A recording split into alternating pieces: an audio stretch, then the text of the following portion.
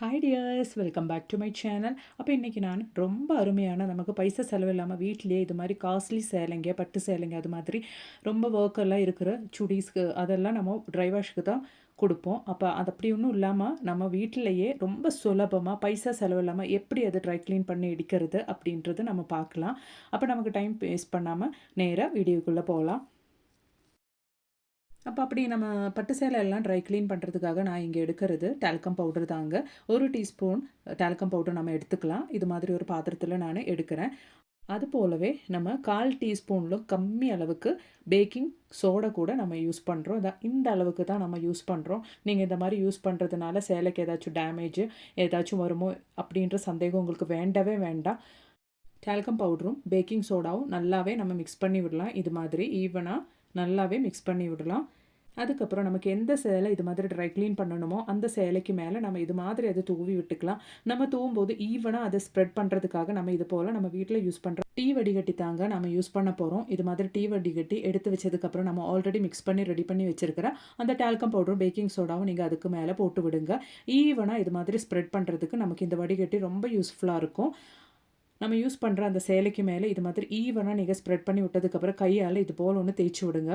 அப்போ baking soda use பண்ணும்போது கைக்கு அலர்ஜி இந்த மாதிரி பிரச்சனை இருக்கிறவங்க நம்ம வீட்டில் இருக்கிற பழைய சாக்ஸு இல்லைனா யூஸ் இல்லாத சாக்ஸ் எல்லாம் இருக்கும், அது கூட நீங்கள் இது மாதிரி தேய்ச்சி விடுறதுக்காக யூஸ் பண்ணிக்கலாம். அது ரொம்பவே நல்லாயிருக்கும்.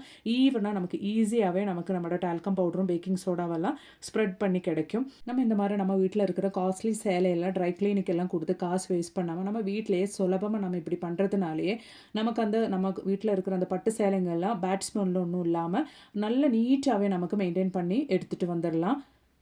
அதுக்காக வேண்டிட்டு நீங்கள் ட்ரை கிளீனுக்கெல்லாம் கொடுத்து காசெல்லாம் வேஸ்ட் பண்ணணும்னு அவசியமே கிடையாது.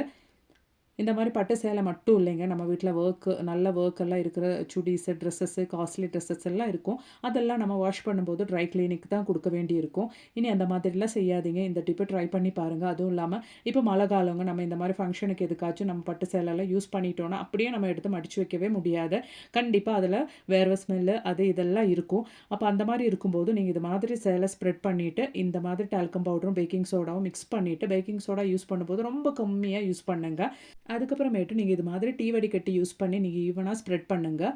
நீங்கள் டீ வடிகட்டி யூஸ் பண்ணும்போது தான் நமக்கு ஈவனாக ஸ்ப்ரெட் பண்ண முடியும், இல்லைனா ரொம்ப கஷ்டம் ஆயிரும். இது மாதிரி நீங்கள் ஈவனாக ஸ்ப்ரெட் பண்ணி விட்டிங்கனாலே நமக்கு ட்ரை வாஷ் பண்ண மாதிரியே ஈஸியாக நல்லா நீட்டாக நமக்கு வீட்டிலேயே சுலபமாக க்ளீன் பண்ணி எடுக்கலாம். கண்டிப்பாக இந்த டிப்பை நீங்கள் ட்ரை பண்ணி பாருங்கள். இந்த டிப்பை உங்களுக்கு யூஸ்ஃபுல்லாக இருக்குது என்ன தோணுச்சுன்னா கண்டிப்பாக என் வீடியோக்கு ஒன்று லைக் பண்ணிவிட்டு மறக்காமல் ஒன்று சப்ஸ்கிரைப் கூட பண்ணிவிடுங்க.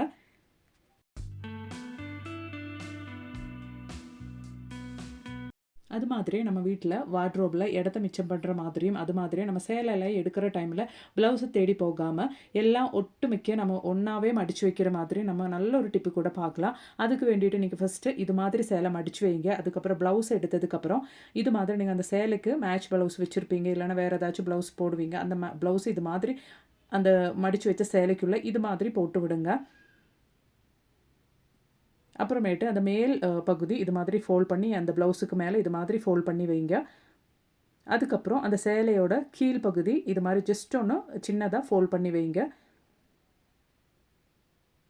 அதுக்கப்புறம் அந்த ஃபோல்டிங் இது மாதிரி மறுபடியும் ஒரு டைம் கூட ஃபோல்ட் பண்ணி இது மாதிரி நீங்கள் பண்ணுங்கள். அதுக்கப்புறம் அந்த ப்ளவுஸுக்குள்ளே இது மாதிரி நீங்கள் உள்ளே விடுங்க. அந்த சேலையை உள்ளே இது மாதிரி நீங்கள் ஃபோல்ட் பண்ணி விடுங்க. அதுக்கப்புறம் நம்ம ஆல்ரெடி மேலே ஃபோல்ட் பண்ணி வச்ச அந்த சேலை கூட நீங்கள் இது மாதிரி அந்த ப்ளவுஸுக்குள்ளேயே இது மாதிரி ஃபோல்ட் பண்ணி உள்ளே விடுங்க. ரொம்ப அருமையாக ஈஸியாக நமக்கு நம்ம சேலை நல்லா ஈஸியாகவே நீட்டாகவே நமக்கு ஃபோல்ட் பண்ணி வைக்கலாங்க. இது மாதிரி நீங்கள் ஃபோல்ட் பண்ணி வைக்கிற மாதிரி இருந்தால் நம்ம எங்கேயாச்சும் வெளியிலலாம் போகும்போது ஒரு ஃபங்க்ஷனுக்கெல்லாம் போகிற டைமில் சேலையோட ப்ளவுஸை தேடி நடக்கணும்னு அவசியமே இருக்காது. எல்லாம் ஒரு இடத்துல நீட்டாக தான் இது மாதிரி நம்ம ஃபோல்ட் பண்ணி வச்சுக்கலாங்க. இதனால் நமக்கு டைமும் மிச்சம், இடமும் மிச்சம். கண்டிப்பாக இந்த டிப்பும் கூட நீங்கள் ட்ரை பண்ணி பாருங்கள்.